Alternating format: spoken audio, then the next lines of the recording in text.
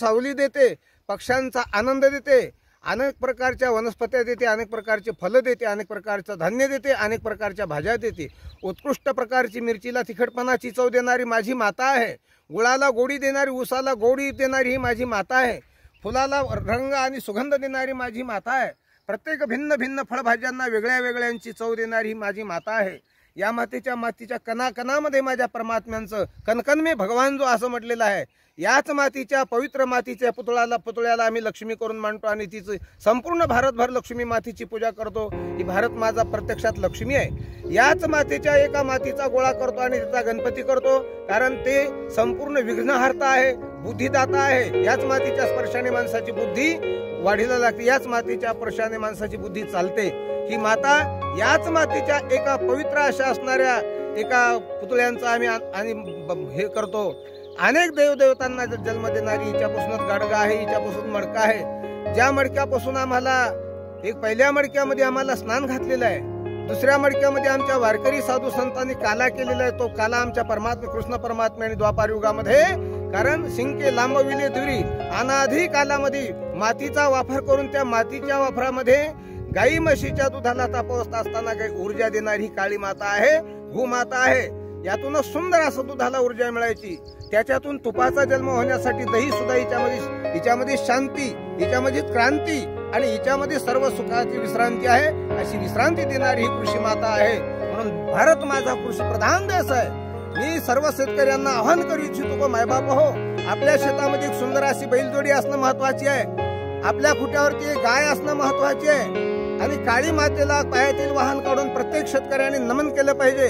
आज जरी शेतकरी म्हणत असेल आम्हाला पुरत नाही, तरी या संपूर्ण विश्वातला प्रत्येक मानव शेती मातेतलंच अन्न खाऊन जगतो, शेती मातेतलीच भाजी खातो। शेती आमची साखर देते, शेती आमची भाकर देते, शेती आमची दूध देते, शेती आमची तेल देते, शेती आमची तूप देते। नव्हे आम्हाला भगवान परमात्म्याने दिलेली काया झाकण्यासाठी वस्त्र देणारा काऊस माझी शेती देते आहे लक्षामध्ये। नव्हे कोणाला हवेली असेल, ज्ञानोबाराय म्हणतात देखोनी लोकांचे धवळारे, काय ते जावी आपले तनारे। अरे सामान्य माणसाला काही जर नसेल ना, तर तो माणूस या शेतातल्या 4 लाकडं तोडतो आणि शेती मातेतील 4 पेंढ्या गवत कापून सुंदर अशी झोपडी मानतो। अनेक युगायुगापर्यंत झोपड्यांची, आजही झोपड्यांची मोठी किंमत आहे। माझे साधू संत, मठाधिपती साधू संत, आखाड्यातील साधू संत जे कुंभामध्ये स्नान करतात आणि आजच्या स्नानातून संपूर्ण भारतीयांना आशीर्वाद देतात की तुम्ही कोरोना सारख्या महाबिमारीतून मुक्त व्हाल आणि मुक्त होऊन महाराज जीवनभर चांगले आनंदाने जगाल, संपूर्ण जग आनंदाने जगावं हीच भगवंताला शुभेच्छा करतो। आणि शेतकरी मायबापांना शेतीवरती अजिबात नाराज न होता, शेती आपली माय आहे, शेती आपली दैवता आहे। नव्हे आम्ही शेतीचे दास आहोत, म्हणून शेतीचे दास आणि बैलासारखा देव ज्या बैलाने संपूर्ण जगाचं वजन आपल्या खांद्यावर घेतलेलं आहे, त्याच्या पायामध्ये चप्पल नाही, बूट नाही, त्याला हिवामध्ये आपण उघड्यावर बांधतो, उन्हामध्ये उघड्यावर बांधतो, भर उन्हात। आता 1 वाजतो तरी माझी बैलाची जोडी सुंदर अशा प्रकारची अवताला चालते, मला का झुपले याची तक्रार करत नाही। वळलं खाणारी, शिळा खाणारी नाही, त्या वेळेला महाराज पाणी पाजलं, एक टाइम तहान भूक राखून राहणारी ही जात आणि याच्याकडे कुठलाही लोभ नाही, स्वार्थ नाही, निस्वार्थपणे। म्हणून बैल हा शेतकऱ्यांचा प्राण आहे, बैल हा तुमचा आमचा बंधू आहे, बैल आहे तुमचा आमचा बाप आहे। नव्हे श्रीमद भागवताच्या माध्यमातून बैलाने धर्माचं रूप करून बैल हा धर्म आहे। म्हणून यदा ही धर्मश्च ग्लानिर्भवति भारतः, भारतांचा धर्म असेल तर माझा बैल आहे, भारतांचा मेन प्राण असेल तर माझी काळी माता आहे, भारतांचं मेन वैशिष्ट्य असेल तर गो माता आहे। भारतांची माता ही संपूर्ण आजही कोरोना सारखी महामारी आहे, पण या महामारीवर असणारे औषधं माझ्या काळी माईच्या माध्यमातून उगवतात। अन्य औषध आहेत, गुळवेल आहे, कावळमुळी आहे, बेल आहे, लिंब आहे, आवळा आहे, अनेक प्रकारची औषधी आपल्याला इथून प्राप्त करता येते। बोर आहे, बिबा आहे आणि मोठ्यात मोठी संजीवनी आजही कोरोनाच्या विषयावर कोणाला लागणाऱ्या मायबापाने आणि गुळवेलांचा वापर करावा।